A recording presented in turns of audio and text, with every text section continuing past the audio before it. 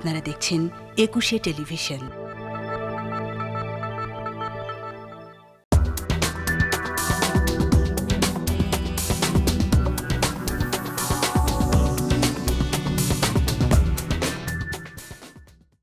আমন্ত্রণ জানাচ্ছি প্রিয় দর্শক, 21 রাতে প্রথমেই মহান বিজয় দিবসের শুভেচ্ছা একুশে টেলিভিশনের পক্ষ থেকে। আমরা খুব স্বাভাবিকভাবে প্রতি বছরই যে আলোচনা করি আমাদের অর্জন, আমাদের বিসর্জন, আমাদের যে অর্জন থেকে যা কিছু হাতছাড়া হয়ে যাচ্ছে, কতটুকু হাতছাড়া হচ্ছে, সেসব বিষয় নিয়ে আলোচনা করব। এই বিষয়ে আলোচনার জন্য আমাদের 21-এর স্টুডিওতে উপস্থিত রয়েছেন মুক্তিযোদ্ধা, লেখক, সাংবাদিক আবু সাইদ খান, রয়েছেন বাংলাদেশের কমিউনিস্ট পার্টি সিপিবির সাধারণ সম্পাদক রুহিন হোসেন প্রিন্স। এবং একই সঙ্গে শুরুতেই আমি একটু আমাদের টেলিভিশনের পক্ষ থেকে, 21 টেলিভিশনের পক্ষ থেকে নিন্দা জানিয়ে শুরু করতে চাই। ভারতের প্রধানমন্ত্রী নরেন্দ্র মোদী আমাদের বিজয় দিবসের সামনে রেখে তিনি তার ভেরিফাইড ফেসবুকে একটি স্ট্যাটাস দিয়েছেন, যেখানে উল্লেখ করা হয়েছে 71-এর মুক্তিযুদ্ধকে যে ভারতের বিজয় হিসেবে। অবশ্যই আমরা এর কঠোর নিন্দা জানাই। এই বিষয়ে নিশ্চয়ই আমাদের অতিথিরা কথা বলবেন। আমি একটু আবু সাইদ খান, খুব স্বাভাবিকভাবে প্রশ্ন আসে যে পট পরিবর্তনের পর, 24-এর পট পরিবর্তনের পরে মুক্তিযুদ্ধর ইতিহাস আমরা কতটুকু সমুজ্জ্বল রাখতে পারছি? মুক্তিযুদ্ধ মুক্তিযুদ্ধই, এবং পট পরিবর্তনের সঙ্গে এর কোনো বিরোধ নেই। কেননা পটটা কি পরিবর্তন হয়েছে, যে মুক্তিযুদ্ধের আকাঙ্ক্ষায় আমরা যে বাংলাদেশ গড়তে চেয়েছিলাম, কিন্তু আমরা সেটা পারিনি। এখানে একটা গণতান্ত্রিক বৈষম্যহীন সমাজ তো আমরা গড়তে পারিনি, যে কারণে তো 90-এর অভ্যুত্থান হয়েছিল গণতান্ত্রিক ব্যবস্থা চালু করার জন্য। স্বৈর শাসনের পতনের মধ্য দিয়ে সেইটা 3 জোটের অঙ্গীকারেও সেই কথা ছিল।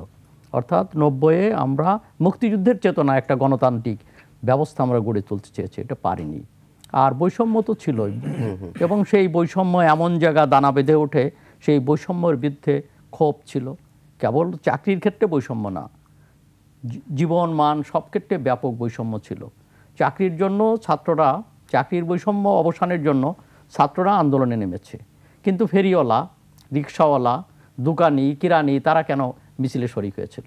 তারা চেয়েছিল জীবন মানের ক্ষেত্রে যে বৈষম্য, ধনী দরিদ্রের ভিতর যে বৈষম্য, তারা সেই বৈষম্যের অবসান চেয়েছে এবং সামগ্রিকভাবে একটা পরিবর্তন চেয়েছে, এবং তার ভিতর ভোট দেওয়ার আকাঙ্ক্ষাও ছিল।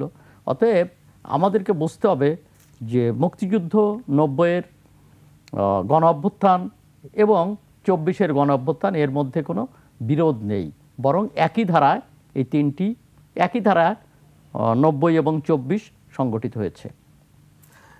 প্রিন্স, আপনার প্রতিক্রিয়া 53 বছর পর এসে আমাদের অর্জন যেমন কম নয়, আবার দুর্ভাগা জাতি হিসেবে আমরা অনেক সময় নিজেদেরকে আখ্যায়িত করি। সেই যোগ বিয়োগের হিসাব থেকে আপনার মূল্যায়ন 53 বছর পর এসে? ধন্যবাদ আপনাকে। আমি কথার শুরুতেই আমাদের এই যে দীর্ঘ লড়াই, বিশেষ করে 9 মাসের সশস্ত্র সংগ্রামে যারা জীবন উৎসর্গ করেছেন, তাদের স্মৃতির প্রতি গভীর শ্রদ্ধা নিবেদন করছি। একই সাথে বীর মুক্তিযোদ্ধাদের, এবং তার একজন আমাদের কাছেই উপস্থিত আবু সাইদ খান, আমাদের শ্রদ্ধেয়, তাকে এবং বীর মুক্তিযোদ্ধাদের আমি স্যালুট জানাচ্ছি। দেখুন, 53 বছর তো পার হলো। একেবারে খুব ছোট কথাই বললে, যদিও কথা তো ছোট হলে শেষ হয় না, অনেক কথা, কিন্তু আমরা যে লড়াইটা করেছিলাম সেটা কিন্তু শুধু 9 মাসের না। 200 বছর ব্রিটিশ বিরোধী শাসন, 24 বছরের পাকিস্তানি শাসন, স্বৈর শাসন বা যেই বলি না কেন, তার বিরুদ্ধে সংগ্রাম। এবং এই সংগ্রামে আমরা যদি অন্যদিকে নাও থাকি, তাহলে দেখবেন আমাদের দেশ, মানুষ, তার যে সাংস্কৃতিক স্ট্যান্ডার্ড ছিল, সেইটাকে কিছুটা তুলে আনার কাজটাও কিন্তু এখানে হয়েছিল। রাজনৈতিক দলগুলোর নানা আন্দোলন সংগ্রামের মধ্যে আমরা যদি বেশি উদাহরণ নাও দেই, তাহলে আপনি 52-এর ভাষা আন্দোলন, 54-এর যুক্তফ্রন্ট নির্বাচন, তার 21 দফা, পরবর্তীতে 6 দফা, 11 দফা, 69-এর গণ অভ্যুত্থান, এই দফাগুলোর মধ্যেও দেখবেন যে রাজনৈতিক সচেতনতা, জনগণের আকাঙ্ক্ষা পূরণ, বৈষম্য মুক্তর কথা এবং স্বাধীন সার্বভৌম দেশ হিসাবে নিজেদের অধিকার প্রতিষ্ঠা, এই জায়গাগুলো কিন্তু ছিল। কিন্তু বিজয়ের পরে আপনি প্রথমেই যে দরকারটা ছিল যে যতটুকু আমাদের একটু সাংস্কৃতিক অগ্রগতি হয়েছে, ওইটাকে আরও অগ্রগতির দিকে নিয়ে যাওয়া, এবং 22 পরিবারকে যখন নাকচ করে দিলাম, এমন অর্থনৈতিক ব্যবস্থার প্রবর্তন করা এবং বাস্তবায়ন করা যাতে করে আর এই ধরনের 22 পরিবার না হয়, বৈষম্যটা না থাকে। আর ওই ধরনের রাজনৈতিক দল ব্যবস্থাটাই জরুরি ছিল। কিন্তু আজকে যদি 53 বছর পরে এসে দেখি যারাই রাষ্ট্র ক্ষমতায় ছিল অ্যাকচুয়ালি তো সেই জায়গাটাতে আমরা ফেল করেছি, হয়নি তো সেটা। যদিও দেশের অগ্রগতি অবশ্যই হয়েছে, এবং সেইটা আমাদের দেশের অগ্রগতি, মানুষ তো কখনো থেমে থাকে না। সেই গ্রামের কৃষক, ক্ষেত মজুর, শ্রমজীবী মানুষ, এবং এই যে কোটির উপরে মানুষ যারা বিদেশে অবস্থান করছে, আমাদের নারী শ্রমিকরা, তারা যেভাবে গার্মেন্টস সহ বিভিন্ন জায়গায় কাজ করছে, খেয়ে না খেয়ে, আধা পেটা খেয়ে, সেইটা হয়তো পুরো অগ্রগতির ধারা আমাকে টিকে রেখেছে। কিন্তু সেইটাকে ধরে যতটুকু আমরা আগাতে পারতাম, যদি দুর্নীতি, লুটপাট, অন্যায়, অব্যবস্থাপনাটাকে বন্ধ করতে পারতাম, ন্যূনতম আইনের শাসনটা নেওয়া যেত, ভয়ের রাজত্ব বাদ দিয়ে জনগণের অধিকারের, ভোটাধিকারের জায়গাটা রক্ষা করতে পারতাম, আর রাজনৈতিক দলগুলো অন্ততপক্ষে ব্যক্তি, গোষ্ঠী, পরিবার, এইটা রক্ষক না হয়ে যদি জনগণের সামান্য রক্ষক হতো, সেটা হয়নি। বরঞ্চ এই কাজের মধ্য দিয়েই আমরা দেখছি একটা দুর্বৃত্তায়িত রাজনীতি, একটা দুর্বৃত্তায়িত রাজনীতি মহিরুহে পরিণত হয়েছে, এবং অর্থনীতি ও দুর্বৃত্তায়িত অর্থনীতি রক্ষার জন্য সেই কাজগুলো করে গেছে। এই যে সুযোগ আমাদের সামনে চলে এসেছিল মুক্তিযুদ্ধের বিজয়ের পরে, আমরা সেই সুযোগটাই কি বলবো এখনো পর্যন্ত কাজে লাগাতে পারিনি। এবং সাইদ ভাই ঠিকই বলেছেন, আচ্ছা একেবারেই ওটা শেষে বলছি যে সাইদ ভাই যেটা বলেছেন, খালি আমরা মনে করতে চাই, যার জন্য কিন্তু দেখেন 90-এর গণ অভ্যুত্থান সংগঠিত করতে হলো। ওই সময় রাজনৈতিক দলগুলো আমরা ঐক্যমতে পৌঁছালাম, যে কাজ করব সেটাও আমরা করলাম না, করলাম নাই বলবো। তারপরে এবারের যে অভ্যুত্থানটা হলো রক্তক্ষয়ী সংগ্রামের মধ্য দিয়ে, যে একটা গণতন্ত্র, মিনিমাম মানুষের যে অধিকারটা ধ্বংস করে দিল, তার বিরুদ্ধে, সেইটাও দেখেন আকাঙ্ক্ষা কি আসলো। এইবার আকাঙ্ক্ষাও কিন্তু এটা আসলো, গণতন্ত্রের আকাঙ্ক্ষা, যাতে করে এই ধরনের স্বৈরাচারী ব্যবস্থা আর না হতে পারে, সেইটার মূল উৎপাটন করতে পারি কিনা। আর একটা হচ্ছে বৈষম্য মুক্তের আকাঙ্ক্ষা, তো সেইটাও পারছে না। আমাকে যদি বলেন যে আমরা আমাদের বিবেচনায় এইটুকু মনে করি যে তাহলে এই কাজটা করার জন্যে একটা বড় দরকার হচ্ছে নীতিনিষ্ঠ রাজনৈতিক শক্তি, যারা ব্যক্তি, গোষ্ঠী, পরিবার বা তার বিশেষ শ্রেণীর কথা চিন্তা করবে না, সাধারণ মানুষের কথা চিন্তা করবে। সেইটার অনুপস্থিতি বাংলাদেশকে আজও পর্যন্ত মুক্তিযুদ্ধের যে স্বাদ জনগণের পাওয়ার কথা, মানে একটা মানুষের রাজ কায়েম হবে, সেটাই হতে দেয়নি। আমার একজন রাজনৈতিক কর্মী হিসাবে এইটাই প্রধান বিবেচনা আমি মনে করি। আর অবশ্যই কথা আমরা বলতে পারি যে জনগণের চোখ তার সজাগ, এটা বলতে পারি, কিন্তু মনে রাখতে হবে আমাদের মতো দেশ, সেইখানে মানুষের যে সাংস্কৃতিক অবয়ব এবং যে পরিস্থিতি, তাতে সবসময় এই দোষটা এককভাবে দেওয়ার আমি কারেক্ট মনে করি না। বরঞ্চ এটা রাজনৈতিক দলগুলোরই, যারা ক্ষমতায় ছিল, প্রধান দায় নিতে হবে। আর নীতিনিষ্ঠ রাজনৈতিক শক্তি এরকম গড়ে না ওঠাটাই এই সংকট এখনো পর্যন্তই বহাল আছে বলেই আমার মনে হয়। হ্যাঁ, আবু সাইদ খান, ইতিহাস নিয়ে নানান ধরনের কথাবার্তা হয়। অবশ্যই যে রাজনৈতিক শক্তিগুলো ক্ষমতায় ছিল, তারা কেউ ইতিহাস খণ্ডিত করেছেন, কেউ বিকৃতি করেছেন। এই ইতিহাস খণ্ড বিখণ্ড কিংবা বিকৃতির পালা আদৌ কি শেষ হবে? কঠিন ব্যাপার, তবে শেষ হওয়া দরকার। এখানে একটা জিনিস বুঝতে হবে যে অনেকেই গুলিয়ে ফেলছেন কথাবার্তা, মনে হয় মুক্তিযুদ্ধ আর আওয়ামী লীগ তো এক না। নিশ্চয় না। তো মুক্তিযুদ্ধ নেতৃত্বে আওয়ামী লীগ ছিল, কিন্তু মুক্তিযুদ্ধ যদি রাজনৈতিকভাবে দল হিসেবে দেখেন, কিন্তু একাত্তর মুক্তিযুদ্ধ করেনি, এককভাবে ছিল না। তার সঙ্গে এখানে দুটো ধারা মিলেছিল। আমরা যদি 52-এর ভাষা আন্দোলন দেখি, দুটো ধারা, যেমন একটা হচ্ছে জাতীয়তাবাদী ধারা আর একটা প্রগতিশীল বাম ধারা। এই দুটোর সমন্বয় কিন্তু আমরা 52 তারা একসঙ্গে মিলেছিল। এমনকি 52 সালে একটা ইসলামী ধারাও ছিল, যারা উদারনৈতিকভাবে ভাষাকে দেখেছিল, সেই ধারাটা আস্তে আস্তে নিঃশেষ হয়ে যায়। তো পরবর্তীতে এই দুটো ধারাই আমাদের শিক্ষা আন্দোলন, স্বায়ত্তশাসনের আন্দোলন এবং 71-এর মুক্তিযুদ্ধে এক মোহনায় মিলেছে। এবং সেখানে কিন্তু আমরা যখন মুক্তিযুদ্ধের গত 16 বছরে নতুন প্রজন্মের সামনে যে বয়ান হাজির করা হয়েছে, সেখানে এমনটাই বলা হয়েছে যে মুক্তিযুদ্ধ মানে হচ্ছে বঙ্গবন্ধুর নেতৃত্বে তো যে যুদ্ধ হয়েছে। হ্যাঁ, বঙ্গবন্ধু নেতা ছিলেন, কিন্তু একা তো ছিলেন না, তার সঙ্গে অন্যান্যরা ও ছিলেন। তো এই যে বাম নেতারা ছিলেন, সেখানে মৌলানা ভাসানী, মৌলানা আব্দুল হামিদ খান ভাসানী, মণি সিং, তো এমনকি সিরাজ শিকদারও তার মতো মুক্তিযুদ্ধে সামিল হয়েছিলেন। তো এরা সবাই এই অবদানকে স্বীকার করা হয় না। তো শুধু তাই না, আওয়ামী লীগ এর আমলে তো তাজউদ্দিন আহমেদ, যিনি মুক্তিযুদ্ধে বঙ্গবন্ধুর অবর্তমানে মুক্তিযুদ্ধের নেতৃত্ব দিয়েছিলেন, সশস্ত্র মুক্তি সংগ্রামের নায়ক, কান্ডারি, তিনি 71-এর কান্ডারি, তাকেও কিন্তু স্বীকার করা হয়নি। তো এমনকি সেই সময় বিভিন্ন রকম মুক্তিযুদ্ধকে, যেমন ধরুন সিরাজুল আলম খানকে তো ষড়যন্ত্রকারী বলা হয়েছে, কিন্তু সবাই তো জানে যে 6 দফা বঙ্গবন্ধু 6 দফা দিয়ে জেলে গিয়েছিলেন। এটাকে 1 দফায় পরিণত করার জন্য ছাত্রলীগের অভ্যন্তরে যে কর্মকাণ্ড তার নেতৃত্ব দিয়েছিলেন সিরাজুল আলম খান নিউক্লিয়াসের সৃষ্টি করেছিলেন এবং নিউক্লিয়াস করেছিলেন। এবং পরবর্তীতে দুটো ঘটনা যদি আমি বলি, যে 2 তারিখে 2 মার্চ মানে 1 তারিখে জাতীয় পরিষদ অধিবেশন বন্ধ করার পরে 2 তারিখে ঢাকা বিশ্ববিদ্যালয় কলা ভবনে যে পতাকা ওড়ানো হয়েছিল, আসমরা পতাকা উড়িয়েছিলেন। 3 তারিখে বঙ্গবন্ধুর উপস্থিতিতে পল্টনে স্বাধীনতার ইশতেহার পাঠ করেছিলেন। সেখানে বঙ্গবন্ধু শেখ মুজিবুর রহমানকে স্বাধীনতার সর্বাধিনায়ক, রবীন্দ্রনাথের সঙ্গীতকে জাতীয় সঙ্গীত এবং জাতীয় পতাকার নকশা সব কিছুই সেদিন অনুমোদিত হয়েছিল। এই যে তার পিছনে যে কারিগর সিরাজুল আলম খান, তাকেও বিশ্বাসঘাতক বলা হয়েছে। এমনকি ধরুন যে জিয়াউর রহমান বীর মুক্তিযোদ্ধা, এবং আমার তো 27 তারিখে কালুরঘাট বেতার কেন্দ্র থেকে তার বক্তব্য শুনে সমস্ত তার যে ঘোষণা শুনে সবাই উজ্জীবিত হয়েছিল। এবং সেই ঘোষণার ব্যাপারেও বলা হয়, হ্যাঁ, দুটো ঘোষণা ছিল।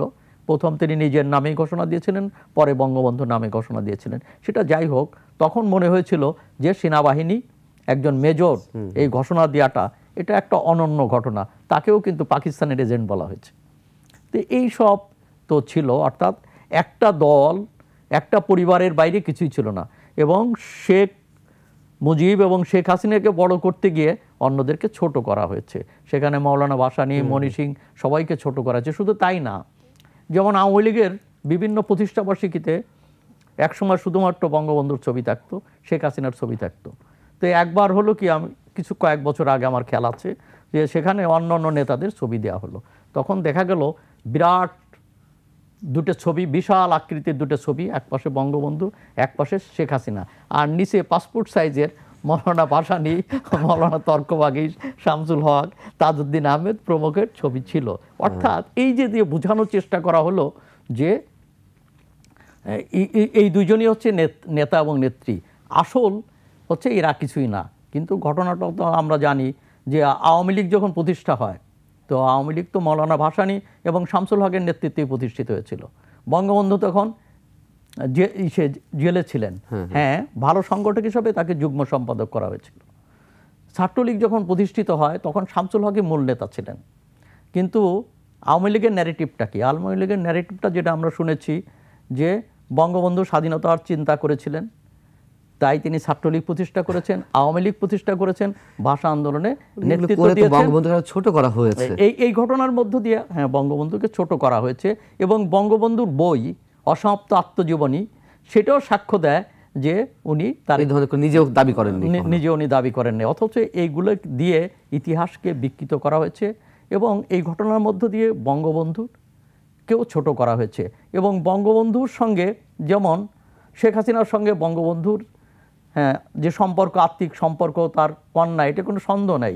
কিন্তু যখন রাষ্ট্রীয় প্রোগ্রামে বারবার বলা হতো বঙ্গবন্ধু তনয়া শেখ হাসিনা, তো এর মানে কি? যে বঙ্গবন্ধু তাকে শেল্টার দিচ্ছে, বঙ্গবন্ধু তাকে ঢাল হিসাবে করছে যে বঙ্গবন্ধুর কন্যাকে কিছু বলা যাবে না।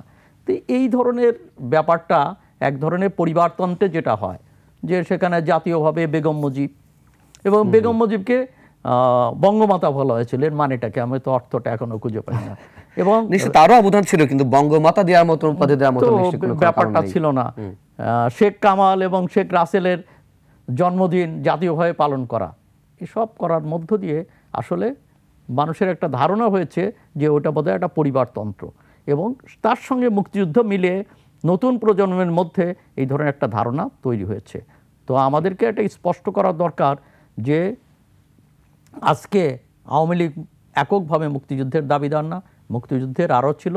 এবং মুক্তিযুদ্ধের সবচেয়ে বড় শক্তি হচ্ছে জনগণ, এবং সেই জনগণ মানে হচ্ছে, যেমন মুক্তিযোদ্ধাদের যদি তালিকা আমরা দেখি, 80 জন হচ্ছে গ্রামের কৃষকের সন্তান, শতকরা 80 জন হচ্ছে গ্রামের কৃষকের সন্তান।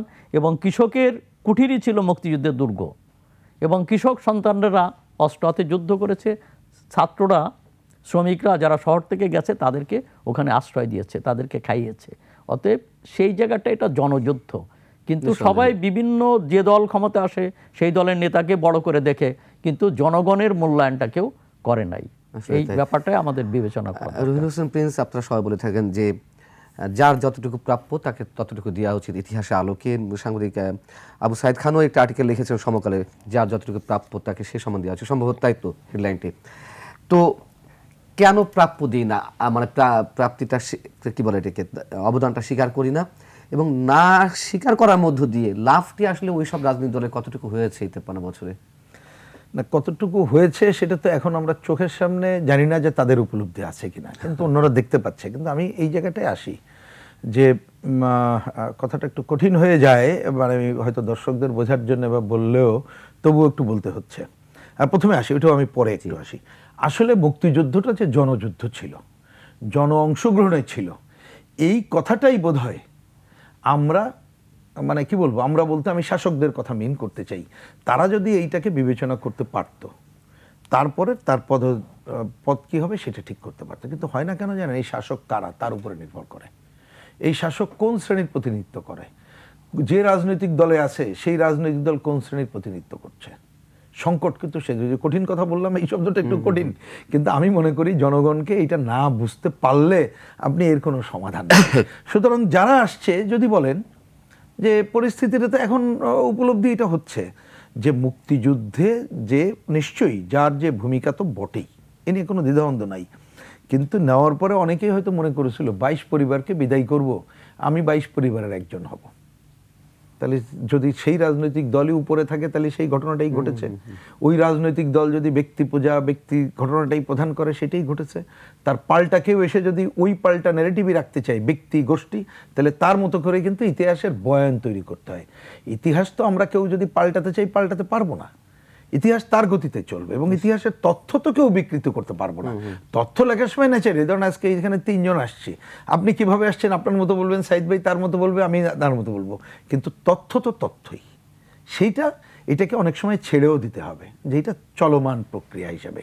কিন্তু আমি কথাটাকে এইটা নিয়েই করতে চাই যে অন্ততপক্ষে মুক্তিযুদ্ধে এত বড় একটা গৌরব গাথা, এত বড় একটা ইতিহাস, সেইটাকে আমরা জনগণের অংশগ্রহণের টাকে সরাসরি মুখে বললেও, স্বীকার করলে তো তার দায়িত্ব পালন করতে হবে, সেটা কিন্তু করিনি।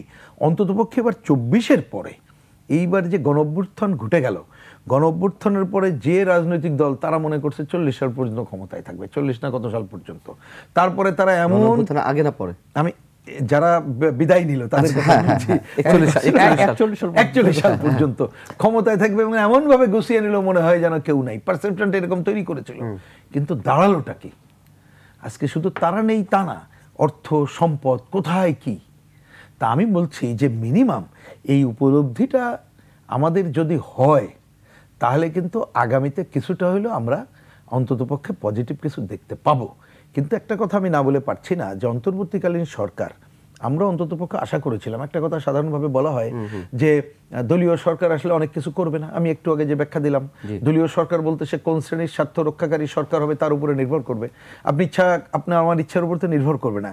তো অন্ততপক্ষে অন্তর্বর্তীকালীন সরকার, তারা যদি গণ অভ্যুত্থানের আকাঙ্ক্ষার, মুক্তিযুদ্ধকে তো নাকচ করার প্রশ্ন অবান্তর, কেউ নাকচ করতে গেলে সে কিন্তু নাকচ হয়ে যাবে, তার চেতনাকে বিবেচনা করে যদি কতকগুলো পজিটিভ ভূমিকা নেওয়ার চেষ্টা করত, এবং আমি যদি বলি এখনো করে, এবং এইটা মুক্তিযুদ্ধকে কেউ যদি নাকচ করতে চায়, কেউ বিকৃত করতে চায়, সেটাকে বাদ দিয়ে প্রকৃত তথ্য, আমি সবটা সে করে যেতে পারবে সে আশা করছে না, কিন্তু প্রকৃত তথ্য তুলে ধরার কাজটা করার কাজ যদি একটা ধারাও সৃষ্টি করতে পারত, আমার ধারণা সেইটা এক ধাপ অগ্রগতি ছিল। সেইটা কিন্তু এখনো লক্ষ্য করলাম না, যার জন্যে আমরা কদিন ধরে কি বলে দাবি করেও যাচ্ছি আজকের এই সভা থেকে, মানে এই আলোচনার সভায়ও আমি এটা বলতে চাই যে দেখুন, এই গণঅভ্যুত্থানের পরপর, কারণ গণঅভ্যুত্থানে নানা শক্তি ছিল আমরা জানি, আমরা দেখলাম যে অনেক ঘটনায় মুক্তিযুদ্ধের কতগুলো স্থাপনার উপরে কিন্তু আঘাত করা হলো। তা আমরা তো দাবি করি যে এই সরকার বলবে যে অনতিবিলম্বে স্থাপনা শুরু করা হচ্ছে, এই সরকার বলবে যে মুক্তিযুদ্ধকে স্বৈরাচারের রক্ষায় যেমন ব্যবহার করা হয়েছে, আবার মুক্তিযুদ্ধ বিরোধী শক্তিও বাংলাদেশে আছে। সুতরাং মুক্তিযুদ্ধের এই জায়গাটা প্রকৃত তথ্য নিয়ে, এবং তার যে লক্ষ্য, তো বেশি দূরের দরকার নেই, তার ঘোষণা দেখলেই হয়ে যায়, তার অতীত দিনের মানে যে আমার সংবিধানে যতটুকু মূল ভিত্তি সেটুকু রাখলে হয়ে যায়, আর তো লাগে না। তাহলে সেইটাকে ধরে প্রকৃত তথ্য সে তুলে ধরার কাজ করবে, এই ট্রেনটাও যদি সেট করতো এবং যার যার অবদান তার স্বীকৃতি দেওয়ার দরকার নেই, কিন্তু যার যার ভূমিকাটা বললেই তো হইতো, কাউকে নাকচ না করে এবং কাউকে অহেতুক মহিমান্বিত না করে সেইটা করে দিলেও আগামী দিনের আমি বলবো যে চলার পথে আমার ধারণা যে অন্ততপক্ষে যে কথাটা বললেন সহজবোধ্য ভাষায় যার যার পাওনা সেটা পাবে। এবং আমি মনে করি বাংলাদেশকে আগাতে গেলে এইটাকে বাদ দিয়ে আপনি পারবেন না, বরং যেখানে এইটা চলতে থাকবে। 24-এর গণ অভ্যুত্থানে যারা শহীদ হয়েছেন তাদের স্মৃতি সংরক্ষণের জন্য গণভবনে সেটিকে স্মৃতি সংরক্ষক হিসেবে তুলে মানে নানান আয়োজন চলছে, সেখানে 71-এর স্মৃতিচিহ্ন তো অবশ্যই রাখতে হবে। আমি এক ছোট্ট একটু মন্তব্য নিয়ে বিরতিতে যাব, সাংবাদিক আবু সাইদ খান। বটেই, কিন্তু দুর্ভাগ্যজনক হচ্ছে যে 71-এর স্মৃতিকে সংরক্ষণ করার বিশেষ করে রাষ্ট্রীয়ভাবে কোনো উদ্যোগ স্বাধীনতার পরেও গ্রহণ করা হয়নি। যেমন একটা মুক্তিযুদ্ধ জাদুঘর, তো 71-এর পরে তো 72 সালে উচিত ছিল একটা মুক্তিযুদ্ধ জাদুঘর করা এবং সমস্ত স্মৃতিকে যুদ্ধের যত স্মৃতি সারা দেশ থেকে আছে সেগুলোকে সংগ্রহ করা। সেই ইতিহাসকে সেগুলো ব্যক্তি উদ্যোগে করা হয়েছে, যেটা করা হয়েছে সেটা হচ্ছে মুষ্টিমেয় কয়েকজন মুক্তিযোদ্ধা এবং যেটা হলো আমাদের মুক্তিযুদ্ধ জাদুঘর। তো তার পিছে তো সরকারের সরকার তাকে সহযোগিতা করেছে, কিন্তু রাষ্ট্রীয় পর্যায়ে তো এই ধরনের জাদুঘর গড়ে উঠতে পারত, কিন্তু সেটা গড়ে ওঠে নাই। এবং মুক্তিযুদ্ধের জন্য স্মৃতিকে জেলা পর্যায় পর্যন্ত এটাকে প্রসারিত করা দরকার ছিল।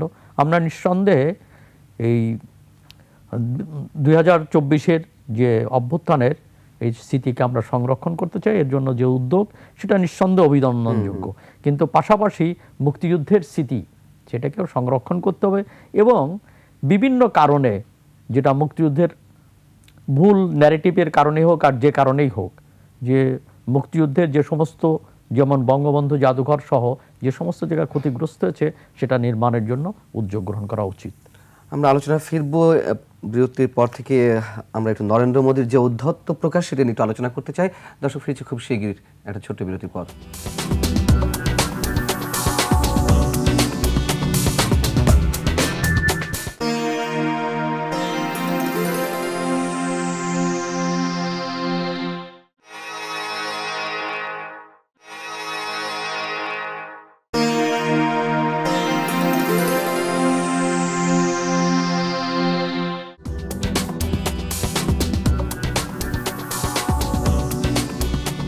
আবারও আমন্ত্রণ 21 রাতে আলোচনা করছি মুক্তিযুদ্ধের 53 বছরে আমাদের অর্জন বিসর্জন এবং ইতিহাস নিয়ে।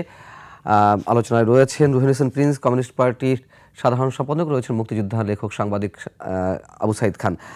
আমি একটু রুহিন হোসেন প্রিন্স, যে উদ্ধত প্রকাশ করা হয়েছে নরেন্দ্র মোদীর পক্ষ থেকে, তারা এবং পাকিস্তান সবসময় আমাদের 71-এর মহান মুক্তিযুদ্ধকে তাদের লড়াই হিসেবে, তাদের যুদ্ধ হিসেবে বর্ণনা করে, কিন্তু সেখানে ভাষাগত পার্থক্য বা শব্দগত বিষয় আমরা খেয়াল করেছি। কিন্তু এবার আমাদের মুক্তিযুদ্ধকে সরাসরি ভারতের বিজয় হিসেবে উল্লেখ করা হয়েছে। এই ঔদ্ধত্যের কারণ কি? না, প্রথমত এইটা তো একেবারে অনাকাঙ্ক্ষিত এবং নিন্দনীয়, এটা নিয়ে বলার অপেক্ষা রাখে না। এবং বিশেষ করে নরেন্দ্র মোদী সরকার, এটা মনে রাখতে হবে, সে একটা হিন্দুত্ববাদী সরকার, সে একটা আবার জনতুষ্টিবাদী সরকারও বটে। অনেক সময় যে ন্যারেটিভটা ভারতের মধ্যে অনেকে করার প্রচেষ্টা নিয়েছে, আমি বাবার বলছি করার প্রচেষ্টা নিয়েছে, কারণ প্রচেষ্টা নিলেই এটা হয়ে যাবে তা একেবারেই অগ্রহণযোগ্য জিনিস। তা সেইটাকে এইবারে আমি জানি না এর আগের বার এসে বলেছে কিনা, এরকম আমার শোনা নেই। তো এইবারে যেটা এইভাবে বলেনি, এইভাবে যতটুকু জানি তাই সেটাই, সুতরাং হয়তো তাদের মধ্যে অনেকে এইভাবে বলার চেষ্টা করতো যে ভারত পাকিস্তানের যুদ্ধ ছিল, যেহেতু মিত্রবাহিনীর প্রধান হিসেবে স্বাক্ষর করেছে এই জন্য হয়তো কথাটা কেউ কেউ বলার চেষ্টা করতো, কিন্তু কখনো এটা গ্রহণযোগ্য হয়নি। কিন্তু তিনি এইবার বাংলাদেশে বিশেষ করে গণ অভ্যুত্থানের আগে যেভাবে অন্যান্য আমাদের সাথে ঝুলে থাকা যে সংকট সেটা সমাধান তো করেই নাই, অতীতের যে কোনো সময়ের তুলনায় নগ্নভাবে রাজনীতিতে হস্তক্ষেপ করেছে এবং আধিপত্য বিস্তারের একটা চরম ভূমিকা পালন করেছে। 5ই আগস্ট তার বিরুদ্ধে কিন্তু একটা রায় জনগণ ঘোষণা দিয়েছে এবং 5ই আগস্টের আগে ভারত বাংলাদেশ সম্পর্ক বা বাংলাদেশ সম্পর্কে যে চিন্তা ছিল সেটা কিন্তু পুরো পাল্টে গেছে। এবং আমরা আশা করেছিলাম তার যে সর্বশেষ পররাষ্ট্র সচিব এসে গেলেন, তার মধ্য দিয়েই যে নিশ্চয়ই তারা বিবেচনা করবে যাতে করে দুই দেশের কিভাবে যার যার স্বার্থ সংরক্ষণ করে, মর্যাদা সংরক্ষণ করে, স্বার্থ রক্ষা সংরক্ষণে দিয়ে আগাবে। কিন্তু এই কথা বলার মধ্য দিয়ে যে ঔদ্ধত্য তিনি প্রকাশ করলেন, সেইটা তো আমি দেখতে পাচ্ছি যে এই সম্পর্ককে আরও অবনতির দিকে নিয়ে যাবে। এবং আমি মনে করি যে এই কথাটাকে আমাদের সরকারের পক্ষ থেকে দৃঢ়ভাবে প্রতিবাদ তো করাই দরকার, এবং অবশ্যই সে যাতে তার এই বক্তব্য প্রত্যাহার করে এবং আর কখনোই কোনো ভারতের পক্ষ থেকে কেউ যাতে এই ধরনের কথা বলার দুঃসাহস না দেখায়, তার জন্য আমাদের কথা পরিষ্কার ভাষায় এটা বলে দেওয়া দরকার বলে আমার মনে হয়।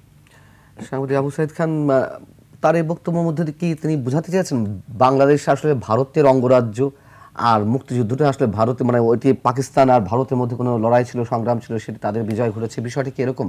আচ্ছা, 71 সালে তো ভারতীয় বাহিনীর কাছে পাকিস্তান বাহিনী আত্মসমর্পণ করে নাই।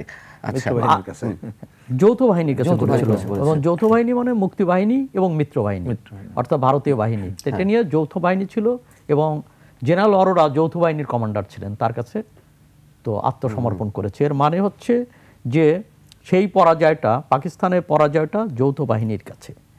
তো এখানে এই সত্যটাকে উল্লেখ না করে যখন আমাদের বিজয় বলা হয় এবং ভারতের বিভিন্ন সময় বলা হয় যে পাকিস্তানিরা ভারতের কাছে সারেন্ডার করেছে, এই ধরনের কথাবার্তা বলা হয়, এবং এর জন্য বহু লেখালেখি অনেকে করেন, তার প্রতিবাদও আমরা বিভিন্ন সময় করেছি।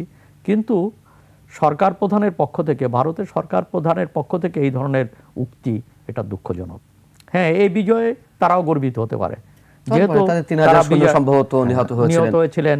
এই বিজয়ের সঙ্গে, এই লড়াইয়ের সঙ্গে ভারত ছিল, আমরা তাদের কাছে কৃতজ্ঞ। কিন্তু এবং সেই গৌরব তাদের আছে, সেই গর্ব তারা করতে পারে। কিন্তু এখানে স্পষ্ট করা উচিত যে সেদিন যুদ্ধ হয়েছিল দুই দেশের মধ্যে নয়, পাকিস্তান ভারতের মধ্যে নয়, যুদ্ধ হয়েছিল বাংলাদেশের স্বাধীনতার যুদ্ধ ছিল, মুক্তির যুদ্ধ ছিল। সেই যুদ্ধে ভারত মিত্রবাহিনী হিসাবে আমাদের সহায়তা করেছে, সহযোগিতা করেছেন, যুদ্ধে নানান ধরনের উদ্দেশ্য লক্ষ্য থাকতে পারে, রক্ত দিয়েছেন, আমরা সেটাকে কৃতজ্ঞতার সাথে স্মরণ করি। কিন্তু আজকে নরেন্দ্র মোদী যে বিবৃতিটা দিয়েছেন, যে বক্তব্যটা তার ভেরিফাইড ফেসবুকে দিয়েছেন, তার মধ্য দিয়ে এই সত্যের কিন্তু একটা অপলাপ, মানে কোথায় কিভাবে তাদের বিজয় হয়েছে এটাকে উল্লেখ না করার মধ্য দিয়ে মনে হয়েছে যেটা যেন পাকিস্তান ভারত যুদ্ধ ছিল। এবং এই ধরনের ঘটনা কিন্তু আমরা আগেও দেখেছি। আমার মনে আছে যে আমি দিল্লিতে জাদুঘরে গিয়েছিলাম, ওখানে লেখা ছিল যে Pakistan surrendered to Indian army in 1971। এটা লেখা ছিল। আমি এই কিউরেটরের কাছে প্রতিবাদ করলাম এবং তাকে বুঝালাম, উনি শুনলেন, মৃদু হেসে হেসে শুনলেন, তারপরে বললেন আপনি এটা লিখে দিয়ে যান। আমি লিখে দিলাম। তো আমি জানি যে আমার ওই লেখায় কাজ হয় না। ওইটা পরবর্তীতে আমি আর এক বন্ধুর কাছে শুনলাম যে এই লেখাটা কি এরকমই আছে এখনো? বললো হ্যাঁ, এখনো আছে। তাতে আমি বুঝেছি যে হয়তো কিছুক্ষণ পরে আমার ওইটা নাও থাকতে পারে, আমার ওই চিঠিটা হয়তো সে গায়েব হয়ে গেছে। তো যাই হোক, এই হলো ঘটনাটা।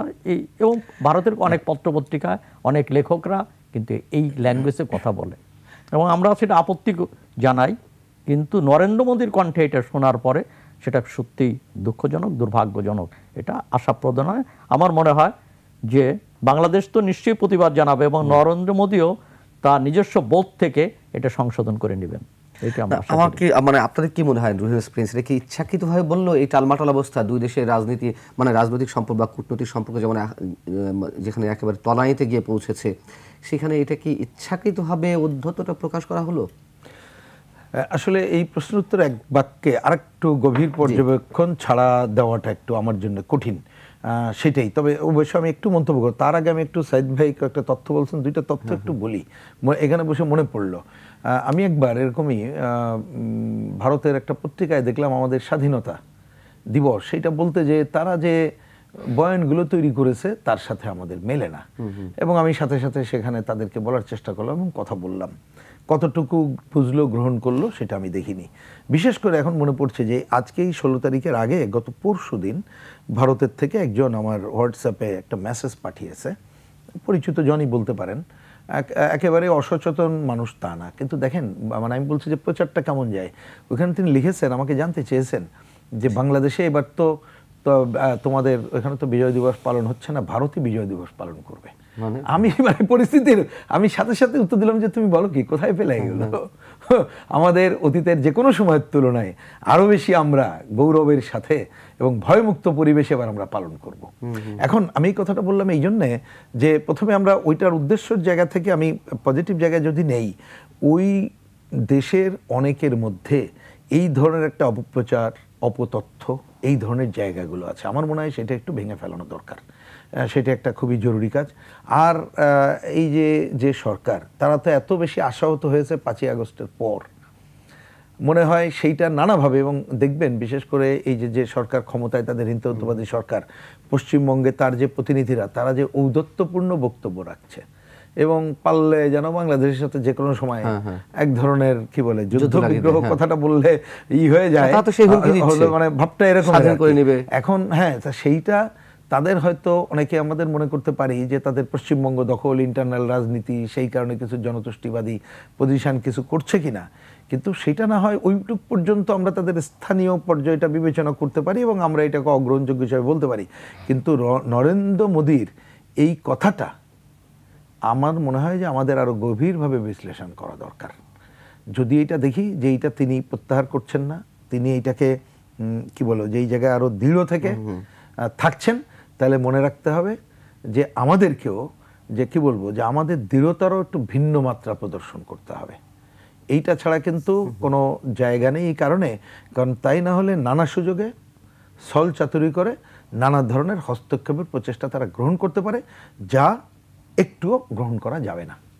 সাংবাদিক আবু সাঈদ খান, যে আওয়ামী লীগ মুক্তিযুদ্ধকে পুঁজি করে মোটামুটি রাজনৈতিক ব্যবসা করেছে, সেই আওয়ামী লীগের সভানেত্রী শেখ হাসিনা তো ভারতে রয়েছেন এবং তার অবস্থানের মধ্য দিয়ে ভারতের প্রধানমন্ত্রী এই ধরনের একটি মন্তব্য করলেন। আওয়ামী লীগ কি এই মন্তব্যের, এই ঔদ্ধত্যের কোনো ধরনের প্রতিবাদ করতে পারবে বা করা উচিত কিনা? আচ্ছা, এখানে আমি আরেকটা জিনিস বলি যে আওয়ামী লীগের আমলেও যেমন আমাদের এই বিজয় দিবস পালনের ক্ষেত্রে খুব সংকীর্ণ জায়গা থেকে পালন করা হয়েছে। যেমন ধরুন যে এখানে সমস্ত রাজনৈতিক দল মানে বিজয় দিবসের অনুষ্ঠানে তাদেরকে সামিল করা, এমনকি আন্তর্জাতিক বন্ধু ভারত সহ, সোভিয়েত ইউনিয়ন তো নেই, রাশিয়া সহ সবাইকে এখানে হাজির করা উচিত ছিল, আমন্ত্রণ জানানো উচিত ছিল। এমনকি ভারতীয় প্রতিনিধি যারা মুক্তিযুদ্ধে অংশগ্রহণ করেছেন তাদেরকে আমন্ত্রণ জানানো উচিত ছিল। এই সময় সব সময় সরকারের সময়ের কথা বলছেন? না না, আমি শেখ হাসিনার আমলের কথা। তারা তো সেগুলো করেছে বোধহয়। না না, করে নাই। আওয়ামী লীগ মানে না না, বিজয় দিবসে করেন। আচ্ছা, বিজয় দিবসে এই ধরনের অনুষ্ঠান করেন, বরং বিজয় দিবসে ভারত অনুষ্ঠান করেছে, সেখানে আমাদের প্রতিনিধি গেছে। এইটা একটা এইবারও তো আমরা দেখলাম, এবারও যাচ্ছে। কিন্তু আমার মনে হয় যে এই জায়গাটা মানে আমাদের যে গৌরবকে ধারণ করার জন্য যে ধরনের মানে অবস্থান গ্রহণ করা উচিত, যা কিছু করা উচিত, সেটা করার ক্ষেত্রেও আমরা যুক্তিযুক্তভাবে কাজটা করতে পারিনি। আমি এই জায়গাটাকে একটু দেখছি। অতএব আমার কাছে মনে হয় যে বাংলাদেশের উচিত হবে জাতীয়ভাবে, আন্তর্জাতিকভাবে এই দিবসটাকে উদযাপন করা। জাতীয়ভাবে পালন করতে হবে সব দলকে নিয়ে, যারা মুক্তিযুদ্ধে অংশগ্রহণ করেছে, সব মুক্তিযোদ্ধাদেরকে নিয়ে, যেটা হয়তো করা হয়। আন্তর্জাতিকও এখানে ভাবে করা উচিত যে আমাদের যারা বন্ধু ছিল তাদেরকেও আমন্ত্রণ জানানো।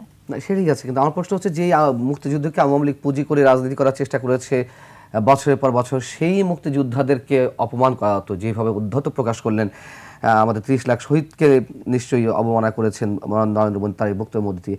সেই জায়গা থেকে সেই আওয়ামী লীগ যে একক দাবিদার মুক্তিযুদ্ধে তারা দাবি করে, তাদের প্রতিবাদটা কি আমরা দেখতে পাবো? আমি আশা করি, কিন্তু করবেন কিনা এটা শেখ হাসিনা এবং আওয়ামী লীগের বিষয়। তাদের প্রতিবাদ করা উচিত, কিন্তু আওয়ামী লীগে ভারতের কোলে অবস্থান করে এই প্রতিবাদ করা খুব কঠিন ব্যাপার। অর্থাৎ যার ঘরে থেকে তারকে প্রতিবাদ করা, এটা খুব ঘরে না থাকলেও সম্ভবত প্রতিবাদ করতো না। আমরা তো কখনো দেখিনি ভারতের বিরুদ্ধে। যদি এটা প্রতিবাদ তারা না করে, তাহলে তো তাদের রাজনৈতিক দেউলিয়াত্ব আরো প্রমাণিত হবে এবং আমার তো মনে হয় যে মুক্তিযুদ্ধ নিয়ে কথা বলার অধিকারই তারা হারিয়ে ফেলবে, আর থাকে না তাদের, যদি এটা প্রতিবাদ তারা না করে। এই পরিষ্কার বক্তব্য। আমরা এই 53 বছর পর এসে আসলে কোন জায়গাগুলোতে আমাদের ব্যর্থ রয়েছে নিশ্চয় আমরা জানি। অর্থনৈতিক ক্ষেত্রে, কৃষক, শ্রমিক, মেহনতি মানুষের মুক্তির ক্ষেত্রে, শিক্ষা ব্যবস্থায় কোনো ধরনের পরিবর্তন না আসা, তারপরেও যদি একটু বলেন সাংবাদিক আবু সাঈদ খান। আচ্ছা, প্রথমত হচ্ছে যে আমরা দেশটা স্বাধীন করলাম, তো স্বাধীনতার পরে কিন্তু পাকিস্তানি ব্যবস্থাটা থেকে গেল। পাকিস্তানের রাষ্ট্রিক ব্যবস্থা, রাজনৈতিক ব্যবস্থা এবং অর্থনৈতিক ব্যবস্থা এটা থেকে গেল। তো আমাদের পতাকাটা বদল হলো, হ্যাঁ আমরা একটা মানচিত্র পেলাম, স্বাধীন সার্বভৌম দেশ পেলাম, কিন্তু ব্যবস্থাটা কিন্তু বদলানো না, মানুষ কিন্তু স্বাধীন হলো না। এই যে ব্যবস্থাটা বদলানোর জন্য যেটা করার দরকার ছিল সেইটা আমরা করিনি। এই কলোনিয়াল যে সিস্টেমটা, যেমন রাজনীতি কলোনিয়াল সিস্টেম, সেই প্রশাসন, এমনকি সেই সেনাবাহিনী ঔপনিবেশিক আমলে যে কায়দায় হয় এই ধরনের সেনাবাহিনী ইত্যাদি গড়ে উঠলো, কিন্তু স্বাধীন দেশের উপযোগী সেনাবাহিনী, স্বাধীন দেশের উপযোগী প্রশাসন, স্বাধীন দেশের উপযোগী ব্যবস্থা এটা আমরা গড়লাম না। এক। 2 নম্বর হচ্ছে অর্থনীতির ক্ষেত্রেও যে বৈষম্যমূলক অর্থনৈতিক ব্যবস্থা চালু ছিল, যে ধরনের পুঁজিবাদী ব্যবস্থা চালু ছিল সেটাকে অক্ষুণ্ণ রাখা হলো। এমনকি ইউরোপের ওয়েলফেয়ার স্টেটগুলো যে ধরনের অর্থনৈতিক উদ্যোগ গ্রহণ করে সেগুলো প্রথম দিকে গ্রহণ করা হলো। তাজউদ্দিন সাহেব যখন অর্থমন্ত্রী ছিলেন তখন কিন্তু এই ধরনের একটা উদ্যোগ গ্রহণ করা হলো, কিন্তু সিলিং তুলে দেওয়ার তখন রাষ্ট্রিকভাবে, অর্থাৎ যে বিভিন্ন রকম ওয়েলফেয়ার উদ্যোগটা গ্রহণ করা হলো এবং সমাজতান্ত্রিক অভিমুখী অর্থনীতির কথাও বলা হলো। কিন্তু তাজউদ্দিন সাহেব অর্থমন্ত্রী হয়ে যাওয়ার পরে, মানে বাদ পড়ার পরে আস্তে আস্তে সিলিং তুলে দেওয়া হলো, তুলে দিয়ে এমন একটা জায়গায় চলে যাওয়া হলো যে অবাধ পুঁজিবাদের দিকে আমরা চলে যাচ্ছি। তারপরে যদি এখন আওয়ামী লীগের নেতারা অনেকেই বলেন যে 1975 সালে যে বাকশালের কর্মসূচি দেওয়া হয়েছিল সেখানে একটা পুরো সোশ্যালিস্ট কর্মসূচি দেওয়া হয়েছিল, কিন্তু প্রশ্ন হচ্ছে যে ভুল রাজনীতির উপর সেই কর্মসূচি বাস্তবায়নের কোনো সুযোগ ছিল না। যখন রাজনৈতিক অধিকারগুলোকে হরণ করা হলো, গণতান্ত্রিক অধিকার হরণ করা হলো, তখন এই ধরনের কর্মসূচি বাস্তবায়নের কোনো সুযোগ ছিল না। এবং 75 সালে পরিবর্তনের পরে আবার অবাধ পুঁজিবাদ চলে আসলো এবং তারপরে খোলা বাজার অর্থনীতি, এটা আওয়ামী লীগের শাসন আমলে ছিল, বিএনপির সমস্যা আমলে ছিল, এখনও আছে।